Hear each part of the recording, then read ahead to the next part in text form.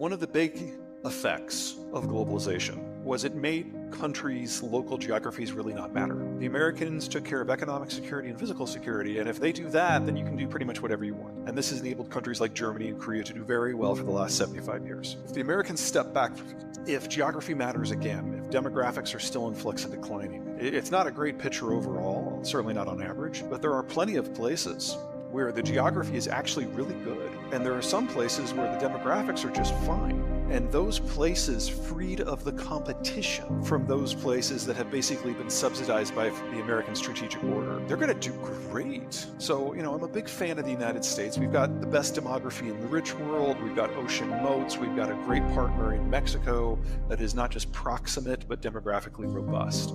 I can see any number of economic sectors in the North American space doing great. I think we're going to double the size of our industrial plant over the next 5 years. I see our presence in food and agricultural markets exploding because we're going to be some of the very few positions in the planet that can actually maintain or even expand output. In the European space, watch the Scandinavians.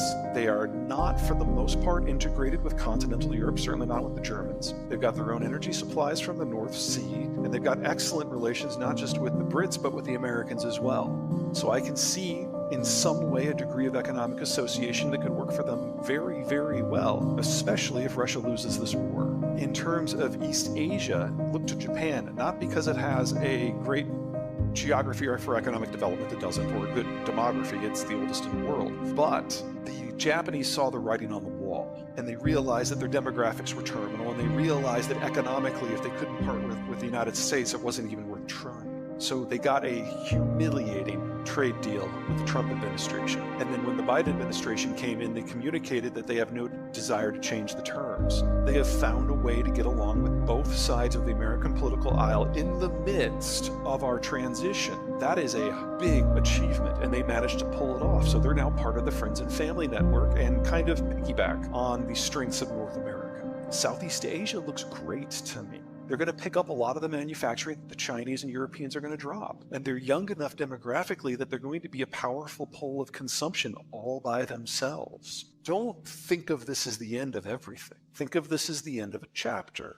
We're moving into a new era where the rules have shifted, and what makes up a geography of success is going to look a lot more familiar to what it did before 1945.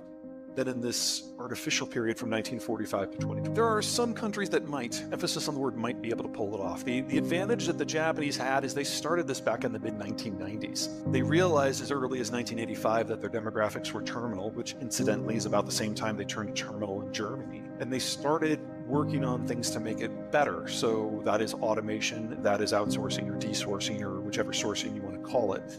Making sure that other countries with better demographics, with consumption bases, have a vested interest in the success of Japanese companies. And they did it at scale. But it took them 30 years. What we're going to be seeing over the next 5 years is companies coming to this very late to the game.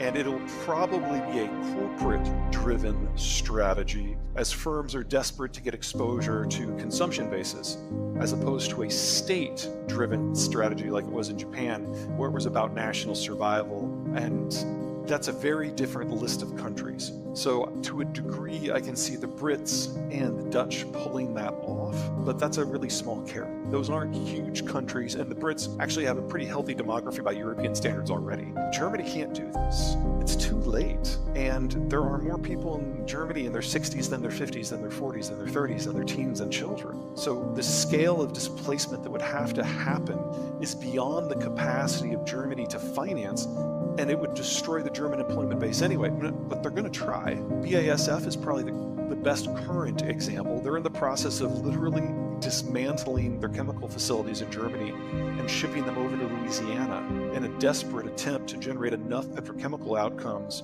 that they can then export those outcomes back to Germany to try to save the country's development model. But that would require a build-out that would be faster in the next 2 years in Louisiana than what the Nazis did at the height of World War II. So color me skeptical. So how does your framework of geographies of success and just failing globalization underpin Russia's motivations and possible endgame with Ukraine? No, yeah, that's pretty straightforward. So two things. Number one, geography. The Russian internal territories are big, flat, wide open. And the only way that the Russians have ever discovered that they can actually secure their borders is to forward position in some geographic access points between a few natural barriers. So for example, between the Baltic Sea and the Carpathians, you have the Polish Gap, which is about a 150-mile wide access point. Try to get a military footprint in that gap. Same in Bessarabia, same in the Caucasus, and so on. So that's the why this war was always going to happen. In fact, it's already happened several times. The second question is timing, and the Russian ethnicity is flat out dying out. And if they didn't act this year, I would argue that the Russian military would have not had enough 20-something Russian men to draft to even attempt the war in the future. So it always had to happen. It probably always had to happen. Well, we've got three things going on. First of all, the baby boomers are retiring, and they are the largest worker cadre we've ever had. And the new generation that is coming in, Gen Z, is significantly smaller. So number one, we're losing our largest generation ever. Number two, their replacement generation is our smallest generation ever. So this calendar year, that's a shortage of 400,000 workers, and that is disproportionately concentrated in the very high end that the boomers dominated, and the very low end that usually people age 16 to 24 dominate. That's where the gut is happening, and so that's why you're feeling the pressure at KFC. And then there's the third piece. We are in the midst of the greatest reindustrialization period in American history. And Mexico is in the midst of its greatest industrialization period in its history, all at the same time. So there's fewer workers available, the exposure is most heavily into that area, and the competition for people at the entry level has never been this fierce anywhere in North America in any age. All that at the same time, you have to use the kiosk. The Chinese system is breaking down for a number of internal and external issues of part demographics. They're the fastest aging society in human history, and they're now admitting that they overcounted their population by in excess of 100 million people aged 40 and under. So it is already a country in advanced demographic collapse, and this is China's last decade period. Whether or not it collapses sooner is an issue of management and Ukraine war stuff, and none of that looks particularly good. So we're looking at losing Chinese manufacturing in total and German manufacturing in near total, more or less at the same time. So our choice is double our industrial plant or go without stuff. Americans love their stuff. Before the Ukraine war, all of my stuff was in long-term plays. So I look for firms where their supply chain is within the United States, where the product is energy intensive in its production. Courtesy of the shale revolution, we have the cheapest energy and electricity in the world, where demand for the product is driven by demographics, and the US has the best demographic structure in the advanced world, and Mexico with the best in the world, period. And if it was exportable as well, that was kind of the trifecta. So I really like food processing, I really like energy processing and petrochemicals. Now, since the war has started, and I'm in time anticipating most of the Russian output to just fall off the market completely, I've also gotten very big into commodities. But you've got to be really careful in that space because most internationally traded commodities players are truly global.